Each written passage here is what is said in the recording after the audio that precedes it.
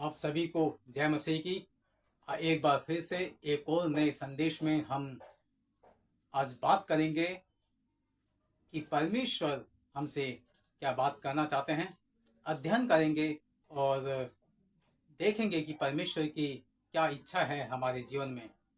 कई बार ऐसा होता है कि हम 10 कदम आगे बढ़ते हैं और फिर 20 कदम हम पीछे चले जाते हैं। ये ट्रेडमिल की तरह होता है कि हम ट्रेडमिल पर भागे जा रहे हैं, पर हम कहीं पहुंच नहीं रहे। और कई बार ऐसा ही हमारे जीवन में होता है। और ऐसा भी होता है कि जैसे हम कई बार हम तरक्की कर लेते हैं और फिर हम धड़ाम से नीचे की तरफ आ जाते हैं, और फिर हम कोशिश करते हैं, फिर ऊपर जाते हैं और फिर हम नीचे गिर जाते हैं। और कई बार हमारे जीवन में ऐसे होता रहता है। और ये क्यों होता है, आज हम इसी पर अध्ययन करने वाले हैं, मनन करने वाले हैं और परमेश्वर के वचन से, परमेश्वर की बातों से समझने वाले हैं। तो आइए हम पहले एक छोटी सी प्रेयर करेंगे, एक प्रार्थना करेंगे, उसके बाद हम अपने उस संदेश में जाएंगे। तो आइए मेरे साथ आप प्रार्थना करिए, अपने सर को झुकाइए, अपनी आंखों को बंद कीजिए और अपने हृदय को, अपने मन को परमेश्वर के सम्मुख लगाएं। तो हम प्रार्थना करेंगे। हे हमारे जीवित अनुग्रहकारी परमेश्वर, प्रेमी परमेश्वर, आपका धन्यवाद हो कि आपने हम पर बड़ा अनुग्रह किया कि आज का एक नया दिन, नया सवेरा हमारे जीवन में जोड़ा है और हमें एक नया दिन दिखाया है। पिता परमेश्वर, बहुत से ऐसे लोग होंगे जो इस दिन को देखना चाहते होंगे परंतु ना देख सके, वो अपने शरीर से जुदा हो चुके पिता परमेश्वर, परंतु हम अब तक जीवित हैं और आपकी स्तुति कर रहे हैं, आपकी प्रशंसा तारीफ कर रहे हैं। हम आपका धन्यवाद करते हैं। धन्यवाद करते हैं कि आज एक दिन और आपने हमें दिया और आप हमसे आज बातें करना चाहते हैं। हमसे पिता परमेश्वर, आप हमसे बहुत सी जरूरी बातें हमें सिखाना चाहते हैं। इसके लिए आपका धन्यवाद पिता परमेश्वर। मैं भी आपसे विनती प्रार्थना करता हूँ, आप मुझसे भी बातें करें और अपने आत्मा से मुझे भर दीजिए, अपने वचन को मेरे मुंह में डालिए ताकि आप मेरे अंदर से होकर बातें करें और बोलें। पिता परमेश्वर, मुझ में उतनी बुद्धि नहीं है कि मैं आपकी भेद भरी बातों को समझ सकूं। और हमारे साथ जितने भी जुड़े हुए लोग हैं, आप जो भी ये वीडियो देख रहे हैं, उन सभी को आप आशीष दें, बुद्धि दें और समझ दें प्रभु जी, कि वो आपके भेद भरे वचन को समझ सकें और उन्हें आत्मिक रूप से संतुष्टि मिले और वो तृप्त हों। पिता परमेश्वर, धन्यवाद, आपने इस विनती प्रार्थना को सुना। यीशु मसीह के नाम में आमीन। आपके जीवन में जो कई बार उतार चढ़ाव होते हैं, ये उतार चढ़ाव वास्तव में अक्सर परमेश्वर की ओर से भेजे जाते हैं ताकि आप कुछ सीख सकें। हमने उकाब के बारे में बाइबल में कई जगह पढ़ा है। यशायाह की पुस्तक में भी जब आप पढ़ेंगे तो वहां पर भी लिखा हुआ है कि उसके लोग, यानी कि परमेश्वर के लोग, दौड़ेंगे थकेंगे नहीं और उनका जीवन उकाबों की तरह हो जाएगा और वो ऊंची ऊंची उड़ान भरेंगे। ऐसी ऐसी कई जगह बातें ये लिखी हुई हैं उकाब के विषय में।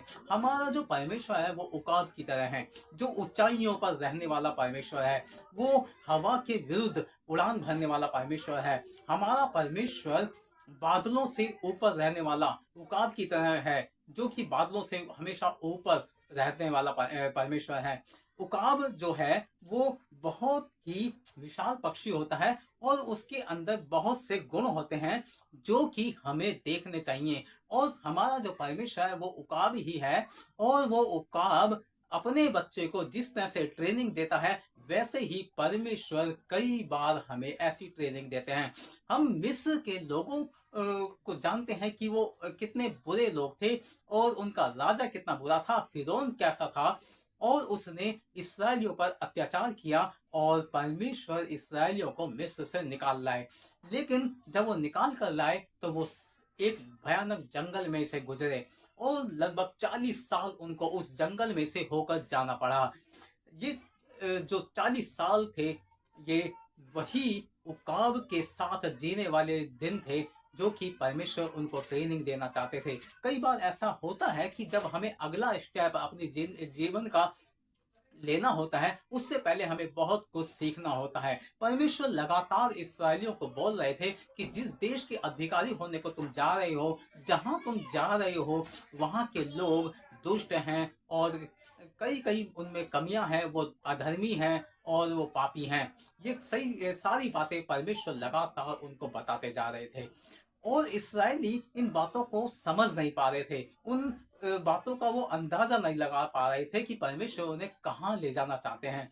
लेकिन जो वो जंगल का समय था वो उन्हें दिखाई दे रहा था। उन्हें वो तकलीफें दिखाई दे रही थी। उन्हें वो सारी समस्याएँ दिखाई दे रही थी कि कभी उनके पास पानी नहीं है, कभी खाना नहीं है, कभी उन्हें चिकन चाहिए, कभी उन्हें नॉन-वेज चाहिए, कभी कुछ चाहिए, कभी कुछ चाहिए।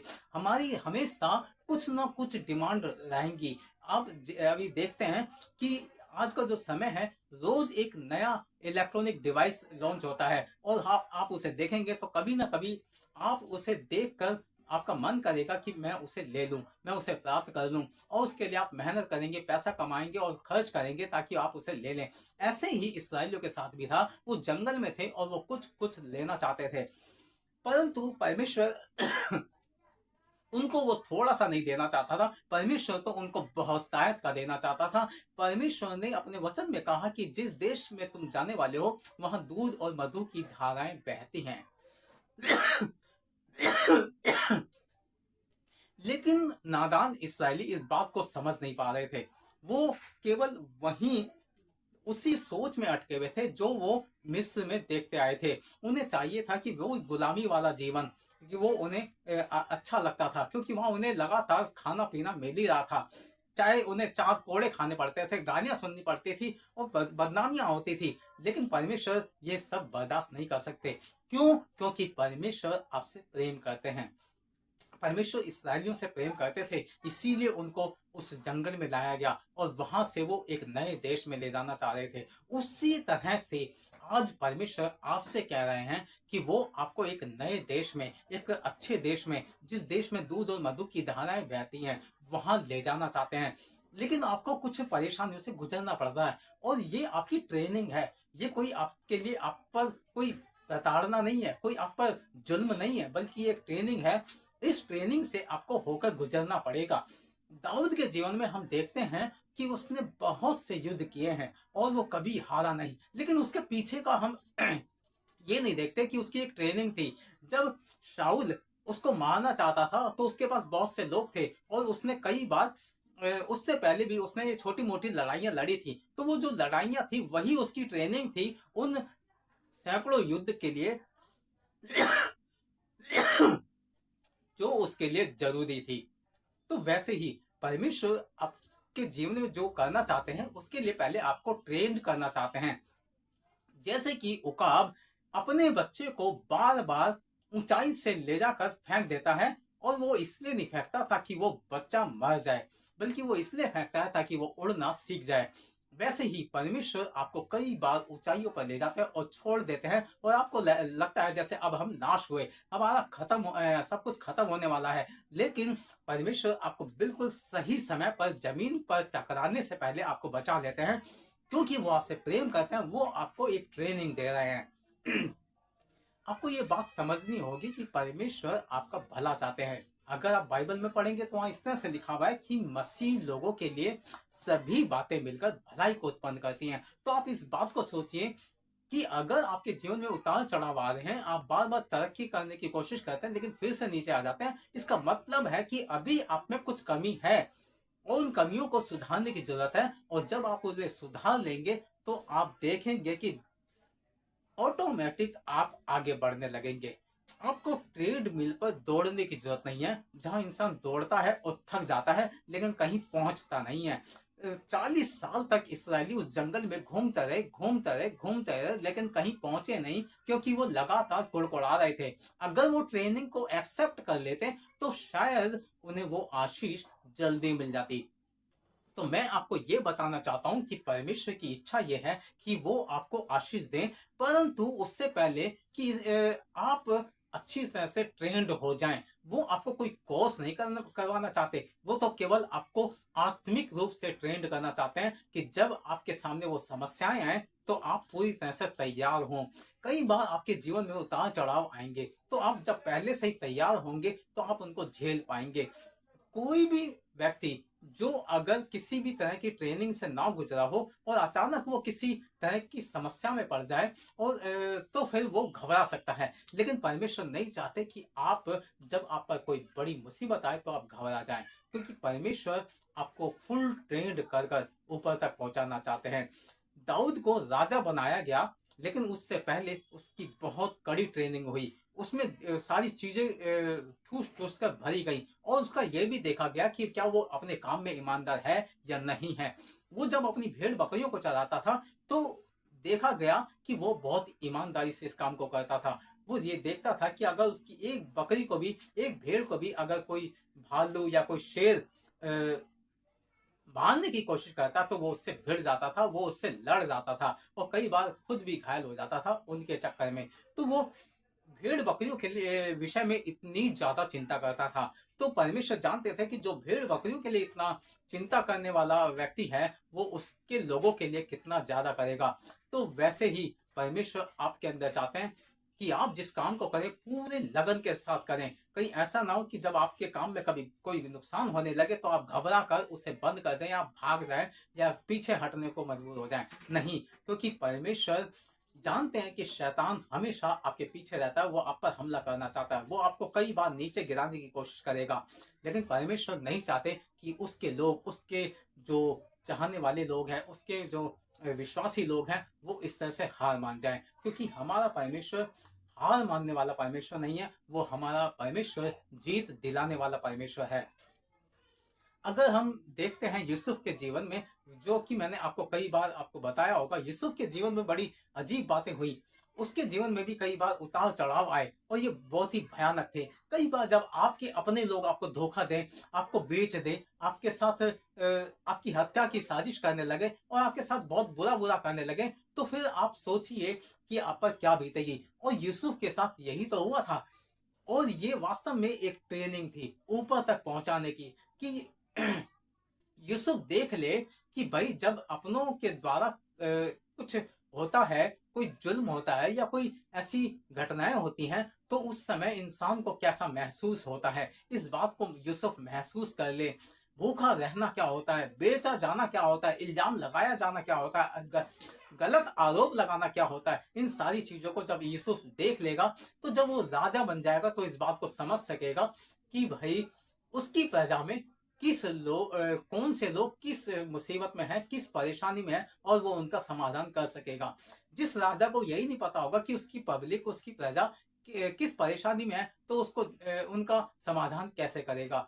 इसीलिए परमेश्वर ने यूसुफ को इन सारी चीजों से होकर जाने दिया। वैसे ही अगर आपके जीवन में बहुत सी तकलीफ है, आप बार बार आगे बढ़ने की कोशिश करते हैं फिर वापस पीछे आ जाते हैं, ऐसे लगता है जैसे आप वापस ऊपर उठे लेकिन फिर से नीचे गिर गए, तो मैं आपको ये बताना चाहता हूँ कि परमेश्वर आपको संभालते हैं। अभी आप गिरे जरूर हैं पर खत्म नहीं हुए, अभी आप समाप्त नहीं हुए। अभी फिर से आपको एक नई शुरुआत करने का आपके पास चांसेस है, क्योंकि आप इतने निर्बुद्धि नहीं है, आप इतने असहाय नहीं है। आपके साथ पूरी दुनिया को चलाने वाले परमेश्वर यीशु मसीह आपके साथ हैं और आप उन पर भरोसा रख सकते हैं। मैंने अपने पूरे जीवन में लगभग 25 साल हो गए और मैंने कभी भी नहीं देखा कि परमेश्वर ने मुझे धोखा दिया हो। कई बार ऐसा लग सकता है कि परमेश्वर ने हमें छोड़ दिया, लेकिन परमेश्वर आपको छोड़ जरूर सकते हैं परंतु आपको धोखा नहीं देंगे। यीशु मसीह ने कहा कि हे पिता, जब वो क्रूस पर टंगे हुए थे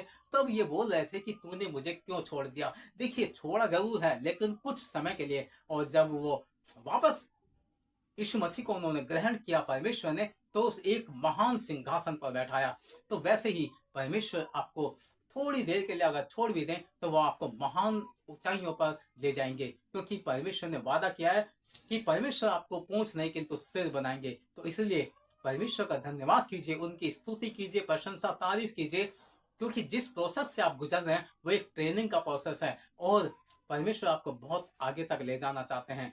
आप मूसा के जीवन से देखिए, मूसा को परमेश्वर एक महान नबी, महान भविष्यवक्ता, महान याजक बनाना चाहते थे, लेकिन उसके लिए उसे लगभग 80 साल की ट्रेनिंग से गुजरना पड़ा। उसे जंगलों में भटकना पड़ा, उसे भी भेड़ बकरियां चरानी पड़ी और ईमानदारी से ये सारा काम करना पड़ा। तब परमेश्वर ने उसे चुना। पहले उसके अंदर बहुत एटीट्यूड था, क्योंकि वो राजा के घर में रहने वाला एक राजकुमार था। राजकुमार का मतलब है कि उस पूरे देश में सबसे ऊंचे कद का व्यक्ति, केवल राजा के बाद उसका नंबर आता है। यानी कि देश में दूसरे नंबर का व्यक्ति।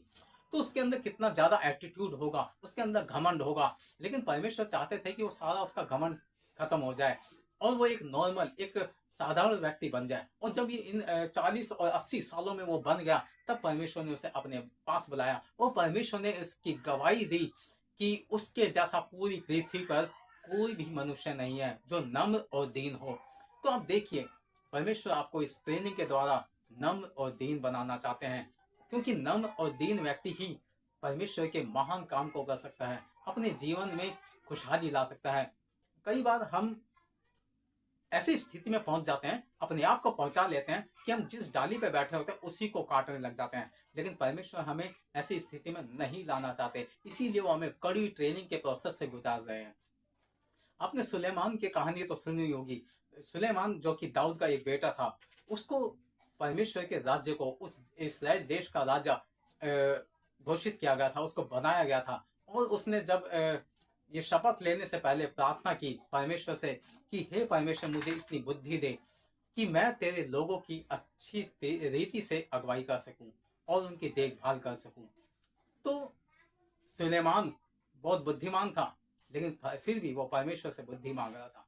तो आज आपको ये जरूरी जानना जरूरी है कि परमेश्वर आपको बुद्धि दें, समझ दें, ताकि आप परमेश्वर के महान काम को बहुत ही अच्छे तरीके से कर सकें। और परमेश्वर चाहते हैं कि आप तरक्की करें। परमेश्वर आपको जमीन पर पड़ा हुआ देखना नहीं चाहते। दाऊद को राजा बनाया, इसलिए नहीं बनाया कि वो केवल मौज मस्ती करे, उसको सब कुछ दिया, राज्य दिया। और उस पर, क्योंकि परमेश्वर जानते थे ये इंसान कैसा है, कड़ी ट्रेनिंग से गुजरने के बावजूद ये कभी इसने कोसा नहीं परमेश्वर को, बल्कि परमेश्वर का धन्यवाद किया। बहुत से भजन हैं जो कि दाऊद ने लिखे हैं, दाऊद ने गाए हैं। तो आप देखिए उनके जीवन को, उन महान लोगों के जीवन को, उन नबियों के जीवन को, कैसे उन्होंने परमेश्वर के लिए काम किया और परमेश्वर ने उन्हें उन ऊंचाइयों तक पहुंचाया। तो आज परमेश्वर भी आपके साथ ऐसे ही करना चाहते हैं। उकाब अपने बच्चे को बहुत ऊंचाइयों पर ले जाता है और फिर वहां से फेंकता है ताकि वो उड़ना सीख सके। तो वैसे ही आप बार बार जो ऊपर नीचे आपको लग रहा है ना, कि कई बार हम ऊपर जाने की कोशिश करते हैं फिर से नीचे आ जाते हैं, तो ये परमेश्वर हैं जो आपको ऊपर ले जा रहे हैं और फिर से नीचे फेंक देते हैं ताकि आप उड़ना सीख जाओ। आप उड़ना नहीं सीख पा रहे, ये बड़ी प्रॉब्लम है। आप बार बार ऊपर जा रहे हैं, नीचे गिर रहे हैं, लेकिन उड़ नहीं रहे। आपके पंख भी निकल चुके हैं, आपको सारी समझ भी आ चुकी है, परंतु आप उड़ने की कोशिश क्यों नहीं कर रहे? परमेश्वर इस बात से हैरान है। तो परमेश्वर चाहते हैं कि आप उड़े और आकाश की ऊंचाइयों तक आप छू लें, क्योंकि परमेश्वर आपको नीचे पड़ा हुआ नहीं देखना चाहते, वो आपको पूंछ नहीं देखना चाहते, वो आपको सिर देखना चाहते हैं। देखिए, 40 साल के बाद है ना, उकाब बूढ़ा हो जाता है, लेकिन वो एक काम करता है। जब उसकी चोंच और उसके नाखून खराब हो जाते हैं तो उनको तोड़कर फेंक देता है, क्योंकि उसे फिर से एक नई जवानी चाहिए होती है। वो अपने नाखूनों को उखाड़ देता है, अपनी चोंच को तोड़ देता है और कुछ दिन घायल अवस्था में पड़ा रहता है। लेकिन जब उसके नई चोंच और नए नाखून दोबारा से आते हैं, नए पंख दोबारा से आते हैं, तो फिर वो एक नया उकाब बन जाता है। तो आपको ऐसा लग रहा होगा कि आपका सब कुछ खराब हो गया, आपने सब कुछ बर्बाद कर दिया। तो जाने दो उसे, उसे फेंक दो, छोड़ दो। बस आप एक नई शुरुआत करो, फिर से एक शुरुआत। और परमेश्वर आपके साथ हैं, आप घबराइए मत। हर समस्या में वो आपका साथ जरूर देंगे, क्योंकि आप जानते हैं कि परमेश्वर ने इससे पहले भी आपके साथ बहुत कुछ अच्छा किया है, तो अब भी करेंगे, क्योंकि परमेश्वर आप पर दया करना चाहते हैं, परमेश्वर आपको आशीष देना चाहते हैं, परमेश्वर आपको बहुत बढ़ाना चाहते हैं। परमेश्वर आपके जीवन में इतनी महान बातें करना चाहते हैं क्योंकि आपने लगातार परमेश्वर को अपना बहुमूल्य समय दिया है। आप सोचेंगे मैंने तो चोरियाँ की, मैंने व्यभिचार किया, मैंने बुरी-बुरी बातें की है, मैंने तो बहुत ऐसी-ऐसी हरकतें की जो करने की नहीं थी। हो सकता है की होंगी आपने। दाऊद बिन ने भी तो की थी, सुलेमान की भी तो इतनी सारी रखेलें थी और इतनी सारी रानियाँ थी, तो क्या वो व्यभिचारी नहीं था? लेकिन परमेश्वर ने फिर भी उसे बुद्धि दी, आशीष दी। और सबसे मुख्य बात ये कि आज एक संदेश को सुनने के लिए आप यहाँ हैं, तो इसका मतलब है कि आप परमेश्वर से प्रेम करते हैं, उनका आदर करते हैं, इसीलिए आप इस संदेश को सुन रहे हैं। नहीं तो आप किसी और वीडियो को देख सकते थे, आप कहीं और टाइम स्पेंड कर सकते थे, आप कुछ और कर सकते थे, लेकिन क्योंकि आप परमेश्वर का आदर करना चाहते हैं, इसीलिए आप इस संदेश को सुन रहे हैं। और यही तो कारण है कि परमेश्वर आपको ऊपर उठाना चाहते हैं। परमेश्वर आपको आशीष दे, परमेश्वर आपके जीवन में बहुत ऐत की आशीष दे और आपको निरंतर बढ़ाते रहे। God bless you.